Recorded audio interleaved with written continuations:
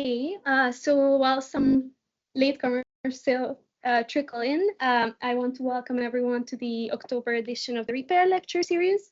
For those of you who join us for the first time, the Repair Lectures is an interdisciplinary lecture series focusing on reparations, demands, and policies around the world. We are hosted here at the Department of Anthropology of the University of Amsterdam. We are funded by the European Research Council and supported also by the University of Amsterdam Centre for Conflict Studies. So today's lecture will take around 40-45 minutes and will be recorded. And then after, we will move on to around 30 minutes of Q&A, which will not be recorded.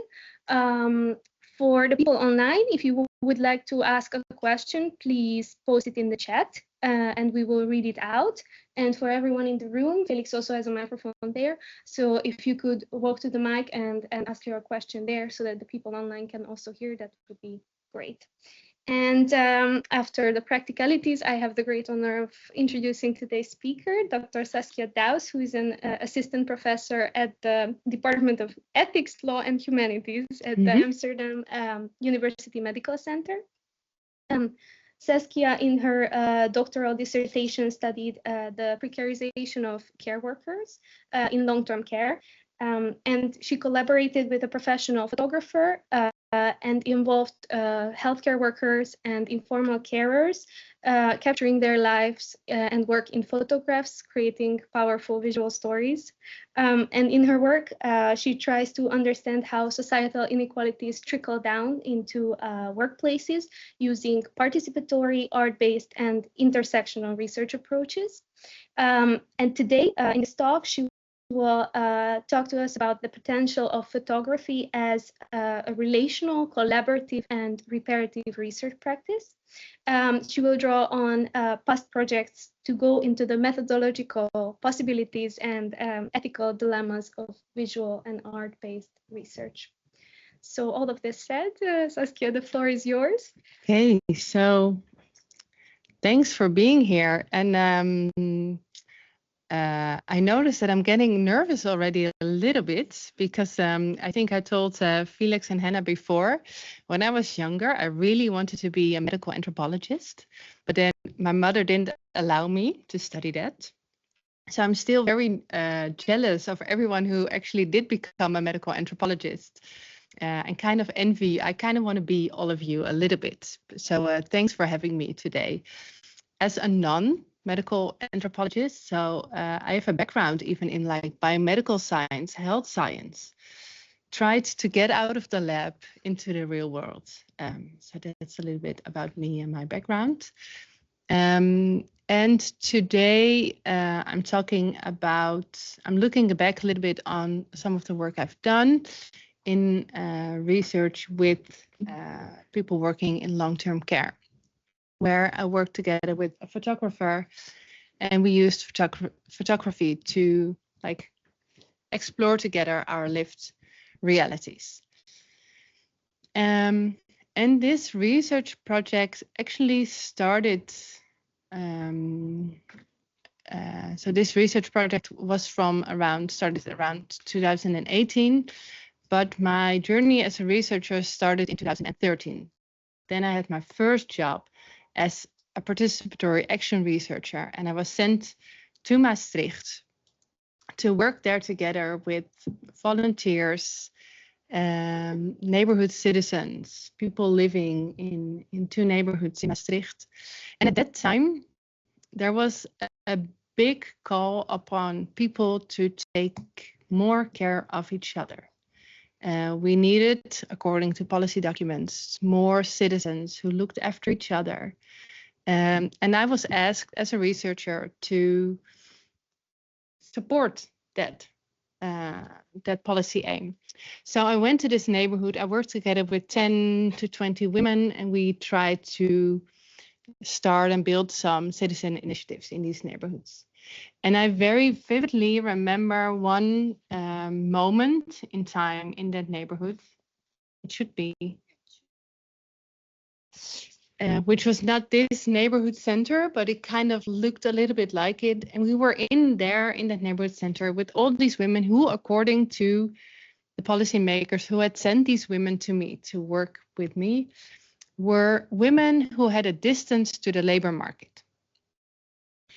And at some point during the conversation, I kind of realized, and these women started to describe how they just lost their jobs as people working in long-term care, as social workers, as nurses, as community workers. And there I realized for the very first time in my academic career how you as a researcher can suddenly end up with all your good intentions in this research project that's actually exploitative. Because there I was with these women trying to build community initiatives with them as unpaid women with a distance to the labor market. Well, they just had very actively been pushed out of the labor markets by budget cuts, and they had to do the exact same work they had been doing for a very long time, paid and now unpaid. And I realized how I, as a researcher, was complicit in that policy, in a policy that I realized in this room with these women is a very unjust policy. Yeah, creating women who have then a distance to the labor market. And I realized that I, as a researcher, wanted to work from a more critical paradigm and not be part of research practices that continued injustice being done to those who participate in the research, but think of ways how we can have more just and equal and maybe reparative research projects. So that's where this project for me actually started. And I was able to, with this realization, do a research project together with women who worked in long-term care, who then also had experiences as unpaid care workers. I'm not going into depth about like the findings from this study, because in this lecture, I really want to take you along on the journey that we made together, and all like the methodological challenges and all the things that I have learned along the way working with these women, how we can make a foster research process that is reparative, maybe fun even, or at least something that we believe in. And this was part of, this ended for me, at least in my PhD project. And for those who really love as researchers to know a little bit about what we then actually methodologically did. So I worked with photography, but we also employed several qualitative methods. So I worked together with 10 care workers who were also informal care workers, men and women. And we started off with a photo voice project in which we used photography to document our own lives. And some of them wanted to be part of the research project for a longer time, wanted to also set the agenda on what we were going to study. And together we did different interviews. So I traveled throughout the Netherlands together with these care workers to interview their colleagues, their employers, their healthcare providers, such as the physicians, occupational health physicians.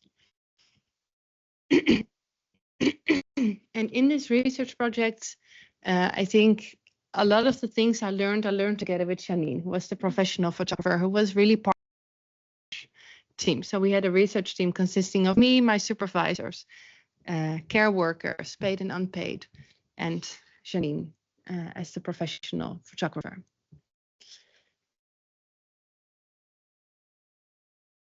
And we started off with documenting our own lives. And that was because, as I had learned in my research project, if we start off from like a policy agenda where the policymakers decide what I have to study and how and what our aim should be, then you might end up, I realized, in unjust research practices. And I wanted to have like the first 6 months of the research project where they could very actively set the agenda, and that this agenda setting was very much rooted in our own lived experiences. So they photographed their lives and work in different ways. We discussed these photographs together with each other. They made an inline half year. We met like very often, and they ended up making these posters with the main narrative they wanted to share to each other. Like, this is what we, if we want to do a research together, this is what you should research. If you want to know what matters to me, this is what matters to me. And we really use photography to look at our own lives, discuss these photographs together, and set the agenda. And what then actually was something that I try to do is to translate together with them these themes, like these stories, into themes and topics that we had to then study. And we made a little booklet, and this booklet was used as the topic guide for the interviews that we were going to conduct. And we made this, and they were really angry because they said, this is the ugliest thing that we've ever seen. And I think that they are right. Like, I was this researcher just quickly trying to put everything together, and they were like, our stories are worth more than just this little booklet. We deserve to be displayed and presented also in a visually enticing manner. And I think for me, that was already the first lesson, like how we as researchers do not always have like so much love for aesthetics, but I think aesthetics and being presented in a beautiful manner is something that their anger about this booklet taught me, that people, if they participate in our research and we share our stories, we have to cherish these stories, and aesthetic ways of doing so can help. So we learned our first lesson. And what was also interesting is that they said, well, yeah, you can describe these things in such a like very neutral way, but we are not neutral about our experiences. We are angry about our experiences. And in that time, you had like the Yellow Vest movement in France, where people's livelihood was under pressure, and they went to the streets to protest that. And this metaphor of these yellow vests really came up in one of our meetings, because one of the unpaid care workers said, well, we actually should also be wearing yellow vests because our livelihood is under pressure by the work that we're doing, the work that we expect to be doing, by the policies that are made that really impoverish us. And this is one of my favorite pictures, because I think this is like my workplace. This is the food. This is the university. And this is not an image of neutral science. And what happened is they said, well, we should be wearing yellow vests. And then I said, okay, if you want to wear yellow vests, what should be on there? And I said, okay, I'm going to make them. So I went to the print shop. I printed these yellow vests. And they said, well, you should make a picture of us in these vests. And so I did. And they said, what in this meeting, they said all these different things. And they said, well, what is on the vest should actually be in the newspaper. And we wrote an op-ed together, which was published in the newspaper. And when we looked back at this moment together at the end of the research project, for them, they said this was the very first time that we felt that we had, if we would say something, you would take it serious and you would act upon it. So I felt really stupid going to the shop and buying these yellow vests and going to the print shop and print it on it.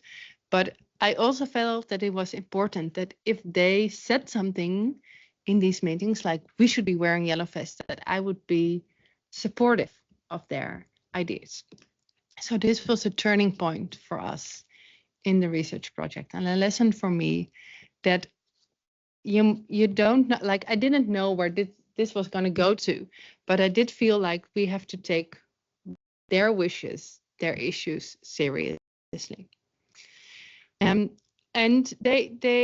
there something started to shift. So where they first had to like photograph their own lives and they brought it to us and we discussed them, suddenly they started to give us orders. So they said to the professional photographer, you should actually come by in our work to our houses to display our anger in our workplaces and in our houses.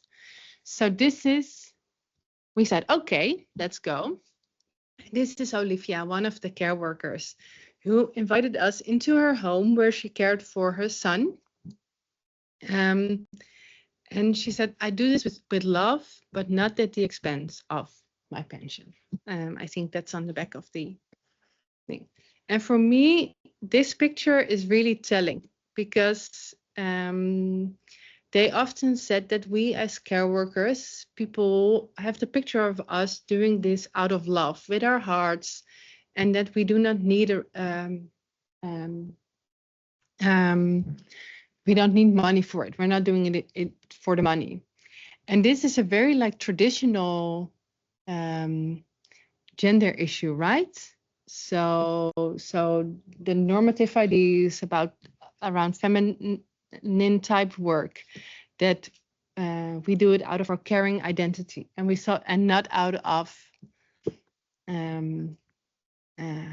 not for money. That was like we did some interviews with freelance care workers, and there it was really interesting because for the men who worked in long-term care, their masculinity was very much compromised by working in long-term care. That's how they felt it, through the reactions of people in their environment. And some of them opted for freelancing because then they could foreground their entrepreneurial identity. I'm not a care worker, I'm an entrepreneur.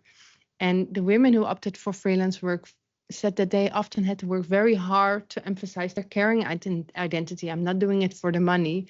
And many of them invested like their own time, money, expenses to foreground their caring identity. So for me, this picture was also about questioning the idea that care workers are not like people with political agency and political perspectives and political views. I think that's something that I encounter very much in the discourse around care work, that the women who work there don't have very explicit political ideas about the work that they're doing, but they do have so much knowledge about the policies and the political context and their discourses around their work. And this is Casper, one of the other care workers, taking his protest board to work and making his, it's like you cannot keep on doing budget cuts to the care sector. And you see him holding up this board, and you see two of his female colleagues putting their thumbs up in the background. And I think this is so telling because for him as a man, it was much more easy to publicly display this political view and political identity as a care worker. And I think for me, it was also telling about how photography can depict things that are usually kept hidden in their daily reality. So here they brought like two parts of their identities into one picture that is not often like both seen in the same picture, in the same view, same instance. I did my PhD like mid-pandemic. And of course, in this pandemic and what happened there to the long-term care workers, they were really out of the political efforts. They had to wait like very long time for personal protective equipment, while the doctors who came to visit in the nursing houses were like fully included in protective measures, and they like had to be very careful about like the few mouth masks that they had, and they were very angry. And we started to do these, if we would come together, we started to do these portrayals on how did it feel to be a care worker in that time and age. And here you see them like with the big rings, which is like the 1.5 meters, trying to depict how absurd it is to think that you can do your work, wash your client with 1.5 meters distance, and how vulnerable they actually were. And for me, this was a very maybe reparative moment, because like making and playing out these scenes that have been very much harmful, where you have felt unseen, where you have felt unprotected, where you have felt as a care worker very much uncared for, being there in this collective space and being there for each other, seeing together what you have experienced, witnessing the injustice together that you have experienced. And also maybe, so we did these scenes, but then also like did these portrayals on how then did you wish it to be. And for me, there's a very reparative and restoring nature to it, of witnessing what you have experienced and then reliving that moment again, but then with someone there who cares for you, because they really cared after each other, this group of care workers. So they witnessed it, they recognized it, and they could also be there in like, then how would we wanted it to have been. And what was also interesting, where you like see the second picture where they talked about inequities between them and between the managers, them being very often care workers of colors, managers very often being white. And we actually had that same dynamic, of course, in our research project. So for me as a white researcher, I think I have for a very long time overlooked my own whiteness as a researcher, which really impacted the work that I had been doing. And I think this picture is so funny because they put me as the white person up on the ladder to play out their manager that does not have any feelings for. And this is not only, I think, a depiction of their work life, but implicitly maybe also a depiction of the power dynamics in our research team. And I think it was only after this moment we started to unpack that together a little bit. Yeah, so I had to do my job on understanding my own whiteness and how it played a role in the research process.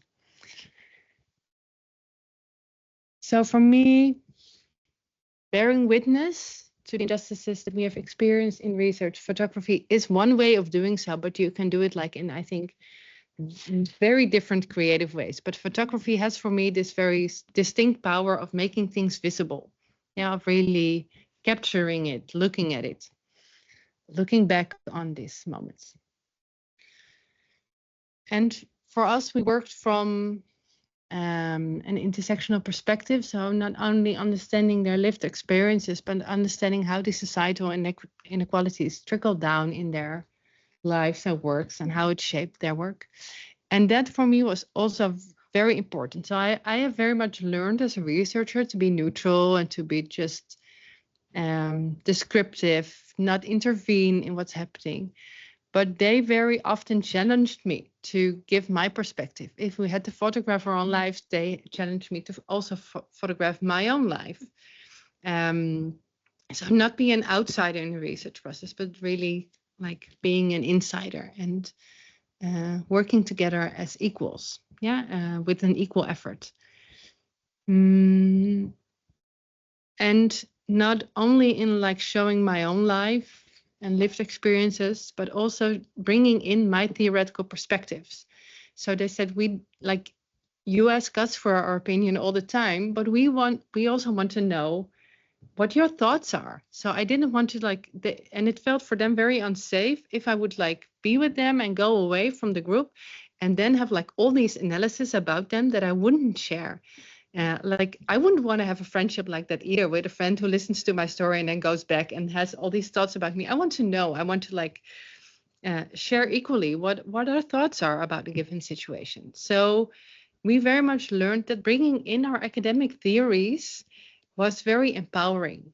For example, not only I remember this one moment where one of the participants shared how she had lost her job while she was pregnant, and the stress that it gave, having to take care of her child and not having a job and being very nervous on when I could. And the very fact that we as a group could say, well, this is not only your experience, this is a very structural problem of pregnancy discrimination, of women who lose their job or are not hired when they are pregnant. And that really shifted like the dynamic in the group, because then more of them started to share how they had experienced it as well. And it was no longer an individual experience of just one person thinking they had done something wrong, but these theories and our academic knowledge and our statistics, and all the knowledge that we have about how inequality works in this world really helped to understand and put the responsibility for the solution in the right place, I would say. And I think it's also really interesting that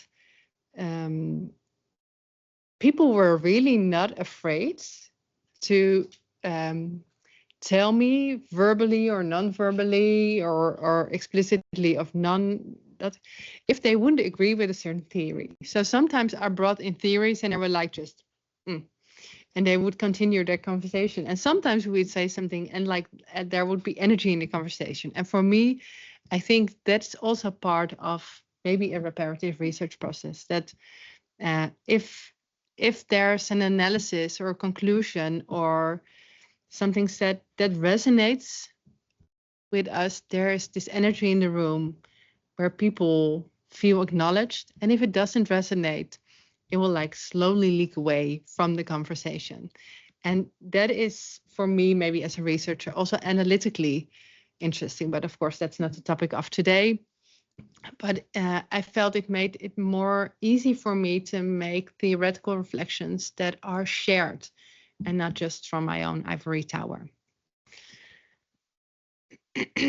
So we started to be very explicit on like the social inequalities and be very explicit on which topics or inequalities or issues resonated with us. And photography is also, I think, for me, a way to not only share the stories and narratives, but also to convey how it feels, like the embodied lived experience. How does it feel? How does it smell? How does it look like? How does it sound? So one day we went to I think that's the fun of working together with a professional photographer. We went to her atelier, to her working place, where she has like all these art books.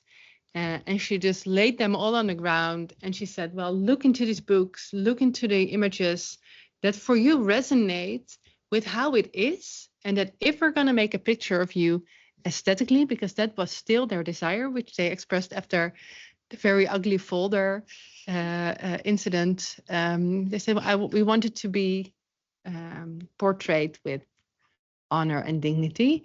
And then the photographer really searched them. Then how do you want this portrait to look? What should it like? What should be the visual language? What should be the visual message in there? So they just like wrapped all these books. The pictures that they liked were put on like the copy machine. There were big collages being made. You see some of them up on the screen. And then the photographer started to photograph them. And this was not a one-time instance. We made a photograph, you see some of them on, and then we together looked like, is this what it should look like or should it be different? And I think for almost everyone, there were like different rounds of portraits made.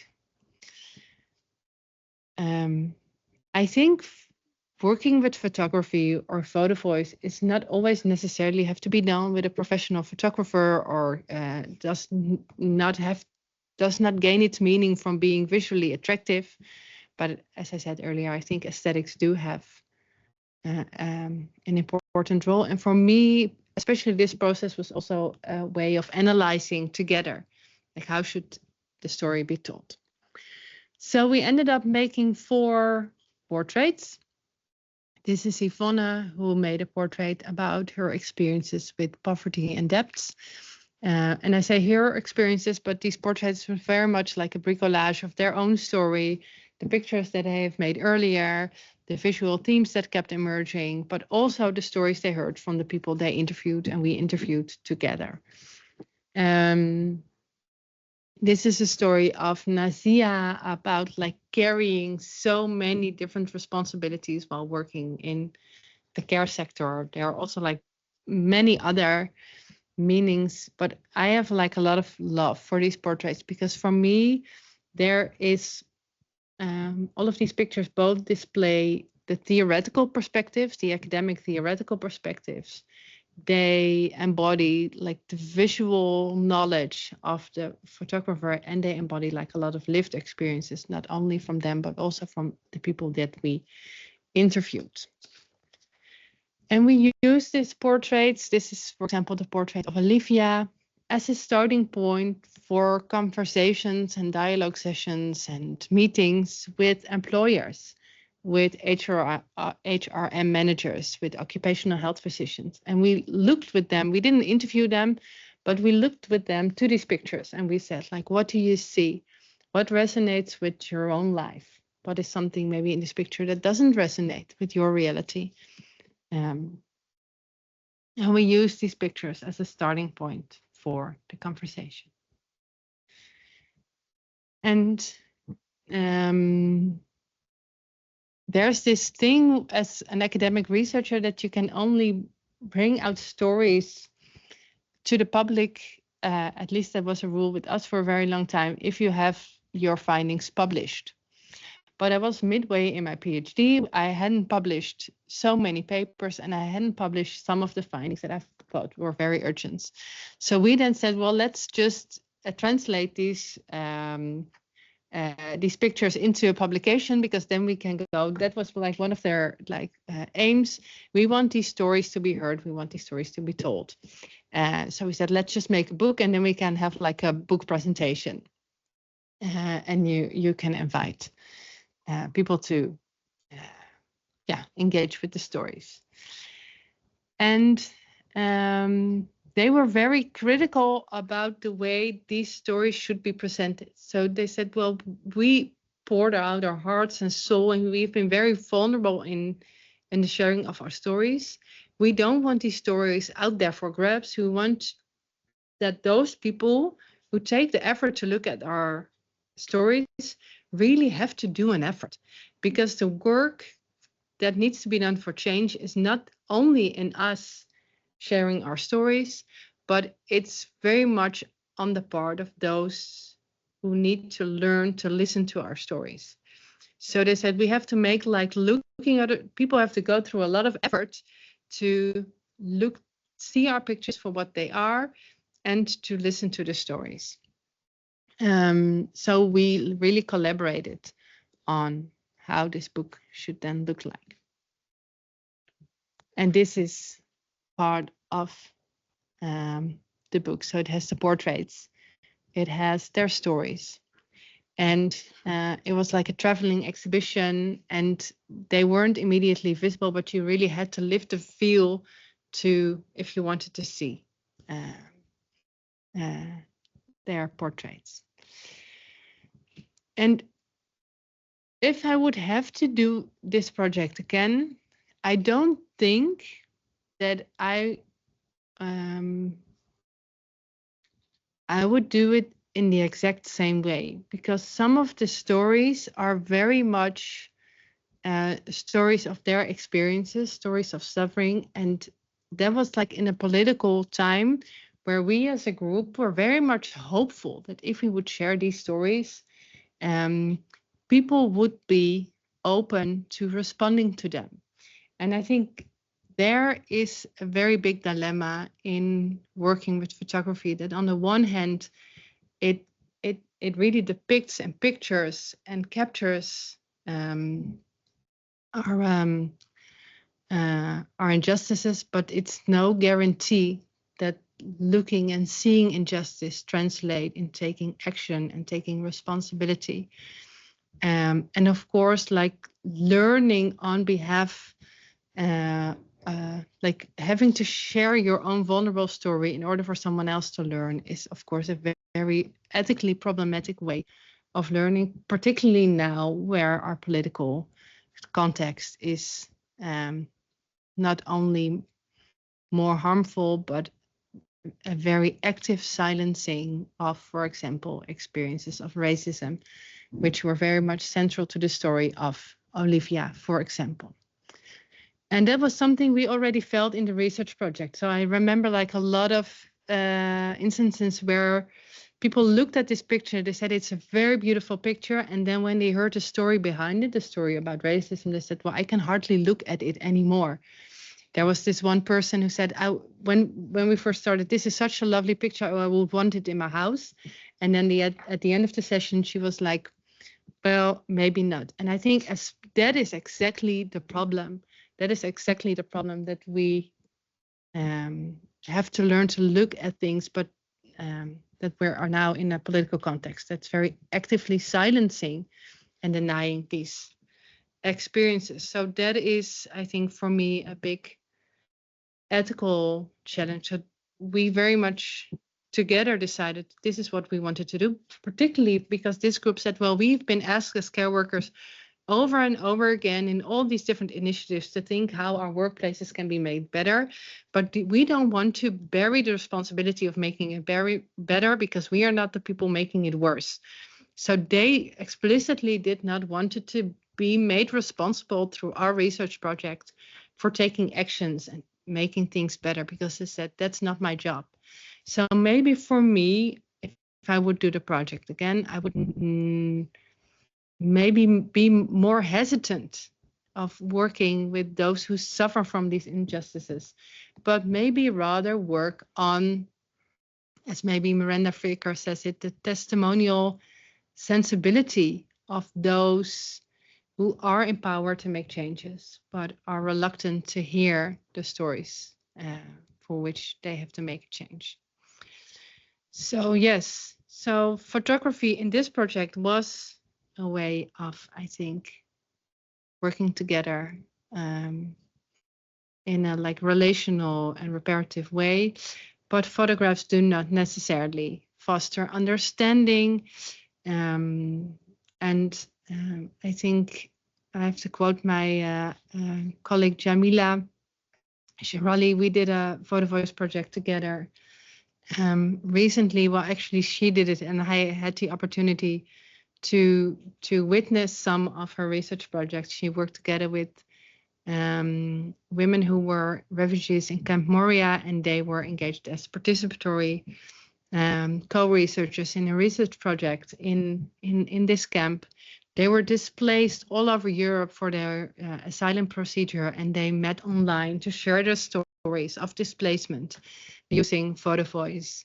And Jamila often said, observing one's crisis or another person's crisis is a privilege, when we also have the privilege to look away and ask the moral question over and over again. So how does spectatorship does not become a substitute for action? So those are some of the moral questions that she very explicitly voiced, and I think are worth mentioning here, particularly as the start maybe for the discussion, that we end a little bit with the fringes and the ethical dilemma of this process, because I am so aware as a researcher that with all your good intentions, suddenly you can still end up reproducing inequalities in your own research process, also using photography. So on that happy note. Well, thank you very much for that. I think very thought-provoking. I think we can stop sharing, and then if people have questions, they are very welcome in the chat and also here in the room.